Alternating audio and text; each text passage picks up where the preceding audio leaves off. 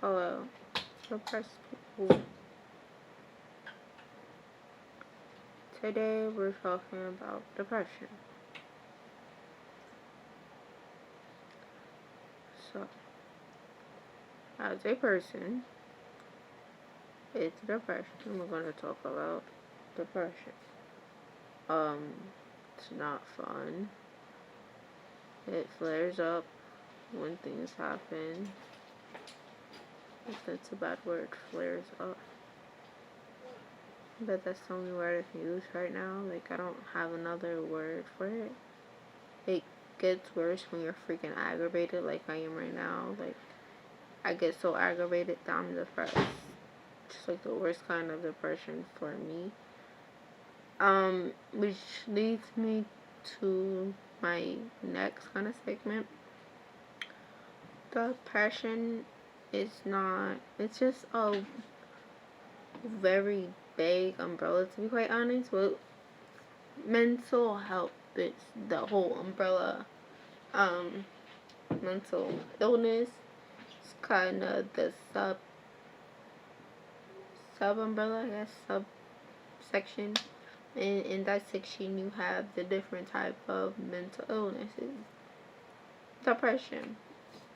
Now, you break depression down even further. You have sad depression, angry depression, etc. They're totally different, yet the same. They are very similar in some ways. Depression can cause self-harm. It can cause suicidal thoughts, amongst other things, which I have experienced as a depressed person. I'm experiencing it right now, to be quite honest, which inspired me to do this video. A lot is going on in my life that is getting me very aggravated right now. Therefore, I can speak about angry depression right now. Basically, for me,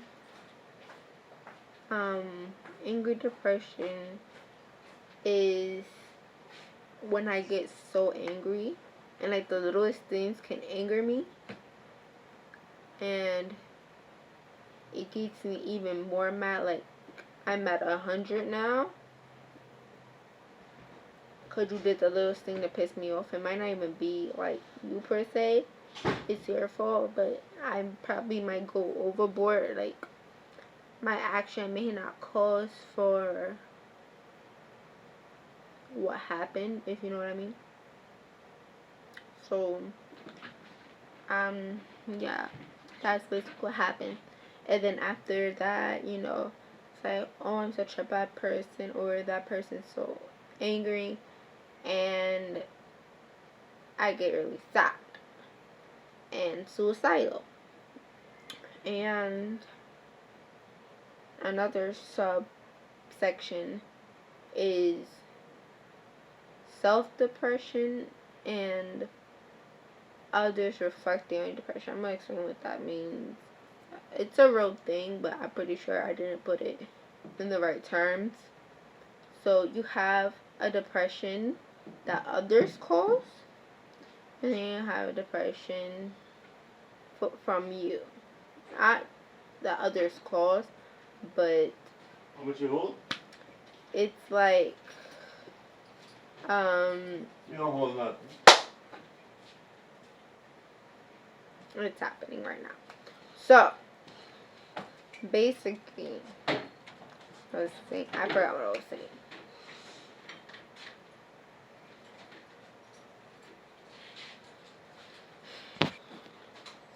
So,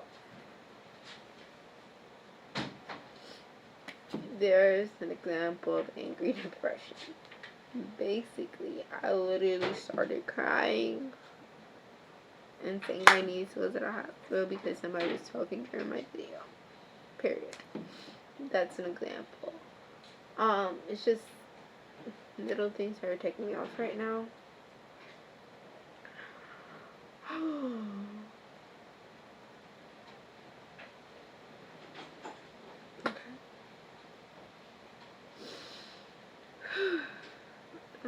finish this segment because I'm gonna finish this segment because it's kind of how do you say it? Taboo subjects among Hispanics and African Americans for mental health and therapy, getting help. So I'm gonna finish this segment. Even though I'm quite aggravated right now. So like I was saying, there are two types of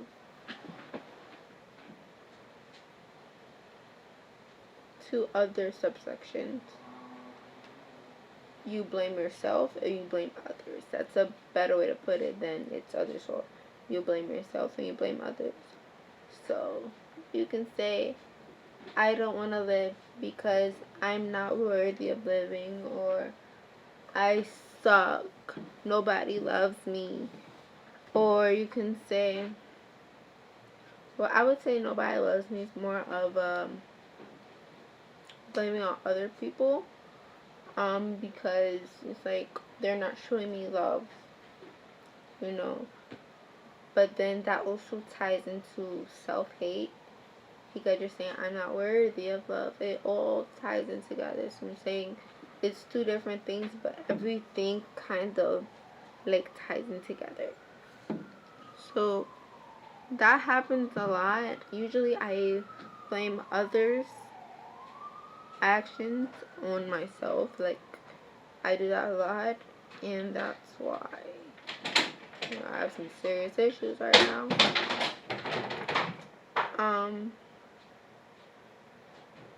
I just wish that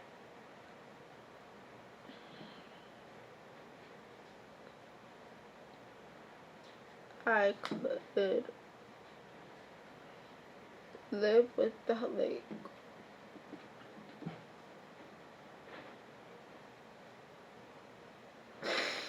I wish I could live without judging myself so much for what others do, because I really wish like that I can see that it's not my fault. Like I'm not seeing it. Like other people say about I'm not seeing it.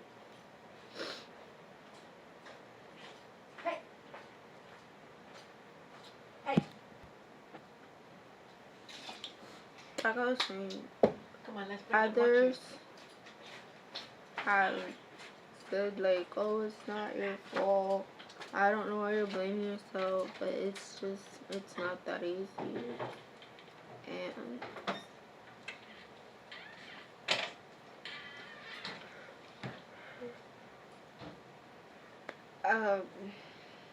I really, like, I'm hard on myself and don't give myself enough credit. And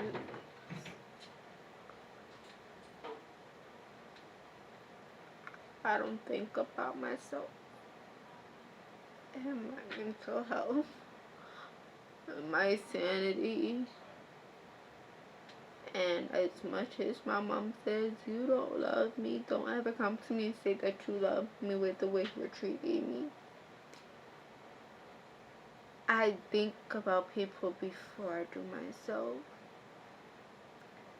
If it's like somebody treating me to a shopping spree, it's like whatever you want, get it. I'ma sit there and look at the price because I don't want to break their piggy banks. I don't want to break their pockets. I don't want to freaking break like rip a hole in their pockets, dig into the bottom of their pockets, using up all their money. I'm just not that type of person. Like, I'm considerate, and I care about the people around me, even the ones that have hurt me really, really bad. For some reason, even though my friends and my family tell me to go the other way, even my mind is telling me to go the other way, it's like my body's doing something different. Like, I care too much about people. And as good as it may sound to some people, like, yo, that's good, like, that's a good quality to have. Like, I've had people tell me that too. It's not. It's good to be selfless, but it's not good to be so selfless that you forget about yourself. You forget that you're a person too. You have needs too. You know? And I often do that, and it just leads me to blame myself and get angry a lot with myself and hurt myself too. And I've never really been open about my self-harm or anything like that. And yeah, I'm just gonna show you.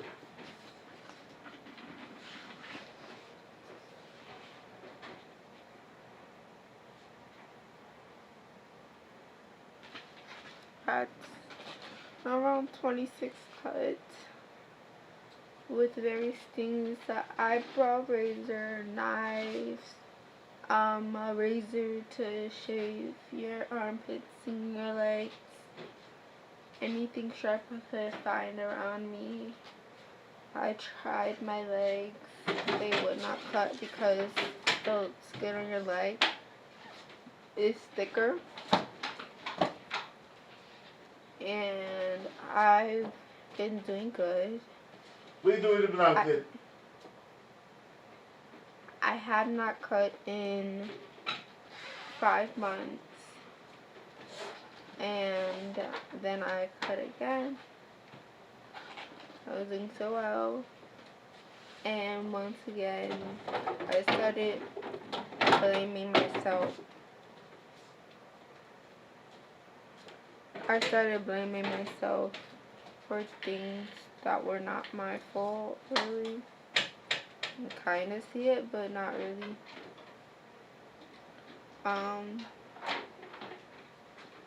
You know, and now I'm hurt and I have scars on my body. Unfortunately, cutting was not the only way. Well, let me address this first. Cutting is used for 2 reasons, and I want to make this very clear. It is used for harming yourself, and there's use for killing yourself. Not for attention. Stop saying that about people who cut. It's very annoying, and it's just going to lead them to cut deeper or just try another method, and if they succeed, you're going to feel guilty about it. It's not for attention. Yes, we would like attention because obviously we're lacking in it if we are able to cut ourselves. But that's not why we're not doing it. So like, oh yeah, look, this is so cool, I cut myself. Like, excuse my language, but this shit hurts. And each one of these are from pain that we afflicted upon ourselves, again, because we feel like it's our fault. You know, at least that's why I have cut. I have cut for both of those reasons, for the self-harm aspect and for the killing aspect. And unfortunately, cutting myself is not the only way I've tried to kill myself. I've tried to strangle myself with a belt. I've tried to suffocate myself with a bag on my head. After I took all my medication, those 30 pills in a bottle for the month. Every month I have to get renewed, like refills. And I took my whole bottle. It was a new bottle. And I took it all, and I had to go to the hospital for the 3rd time. And I took Tylenol, like an overdose in Tylenol also. These are different instances. What else have I tried? I think I tried drowning myself. Suffocation is not the way. It doesn't work, by the way, 1 guys. second.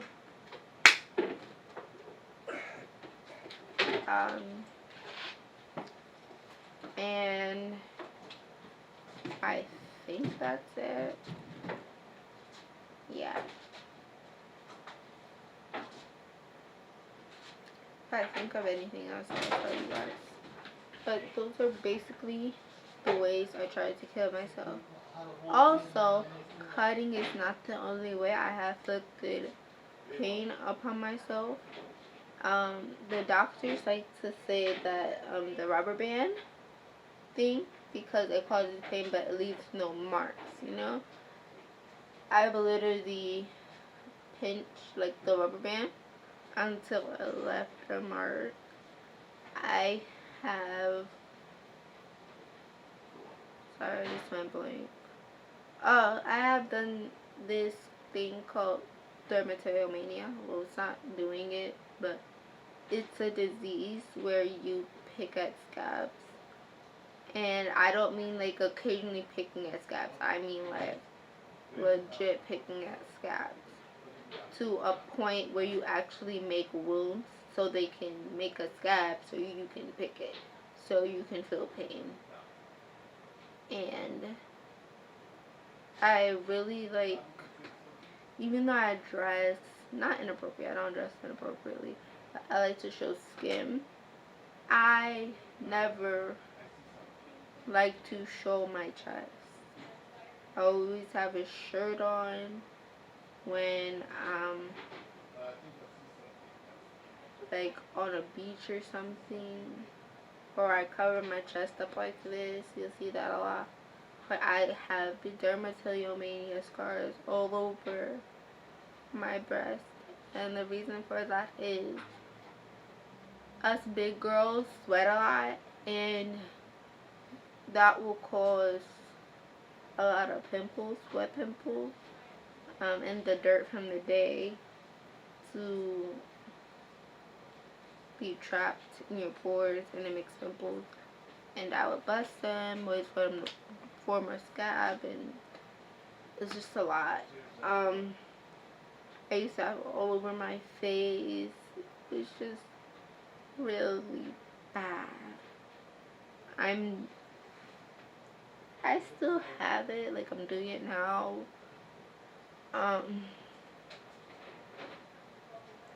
And it's not something that you can really just stop. I wish it was. But it's something like that's addicting. That's something you have to do every day. Like if you see a bump, you gotta pop it. So it can hurry up and turn into a scab. So you can hurry up and pick it. And so it can heal again. So you can pick it again. So you can feel the pain.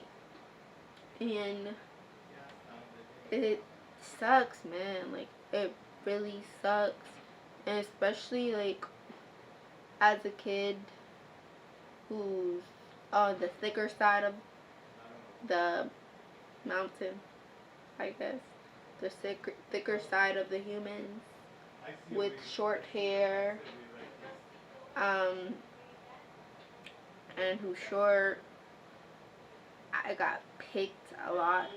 Like I got picked on a lot, still do, and it doesn't make me really feel any better. And those things that people don't know about, and things I haven't mentioned yet, because I don't want to start crying again.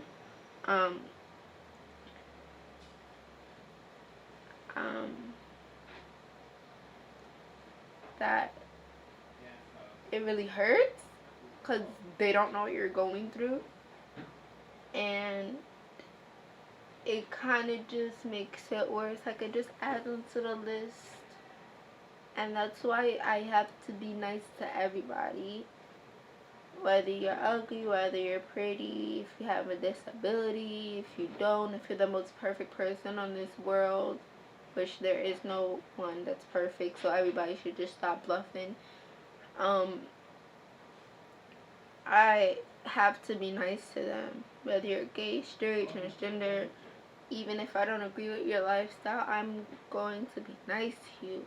Why? Because I have no idea what you're going through. I have no idea why you are the way you are, why you chose the path that you've chosen. So you know what Rachel Carmelli Elizabeth is going to do? She's going to love up on you. Because if I don't, then who will? You know, it's kind of one of those things, like, if you don't got no parents at home that care about you, and everybody's picking on you, who needs another person to pick on you? Like, we need more love in this world. We need more awareness. We need more awareness in the Black and Latino community, because it should not be a taboo subject. I'm grateful that it's becoming more spoken about in the community, that it's not really a taboo subject, as taboo as it was before. You know, I'm glad that we're getting out there and people are acknowledging that it comes across the border, this mental illness of depression, along with anxiety and everything, under that umbrella of mental illness. And even though I really want to tell you guys, you know, how to fix it, you know, not just talk about it and the awareness of it, and like how to not fix it, that's not a good word, but I don't know how to say cope. Yes, how to cope with your illness. I can't really tell you, even though I've been through like a lot of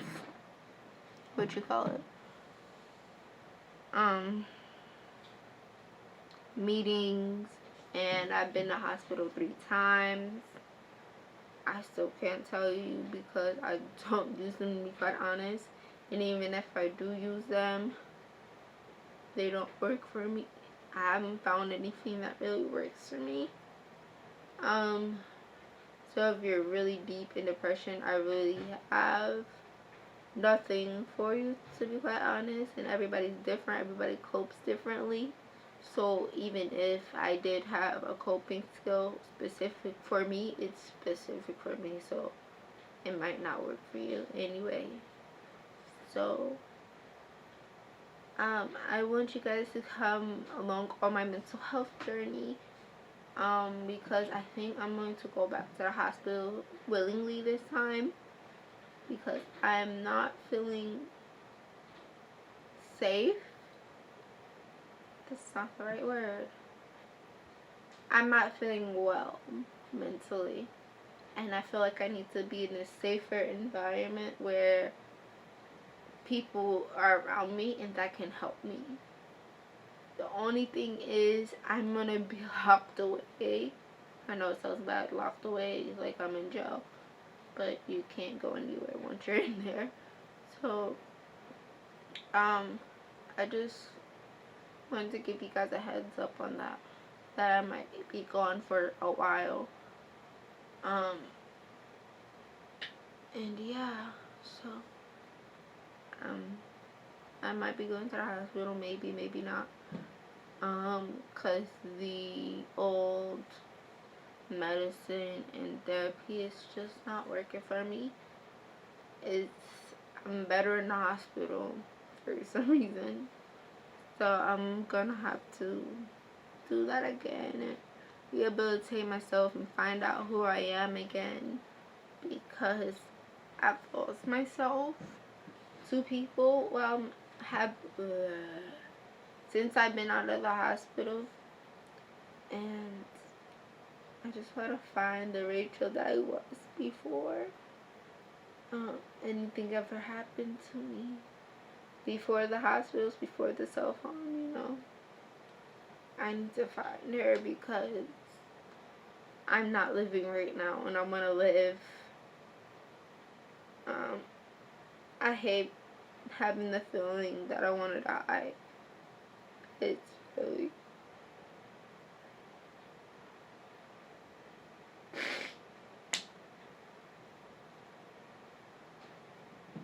it's really hurtful. Like I don't like the feeling. I hate the feeling of wanting to die. Like you feel like you want to in that moment. But also in that moment you want some help. Oh god. Stop. You feel like you want some help. Yet you feel hopeless. So I'm gonna go get some help. Thank you guys for watching this video and raising awareness, guys. Share and like. Thank you so much.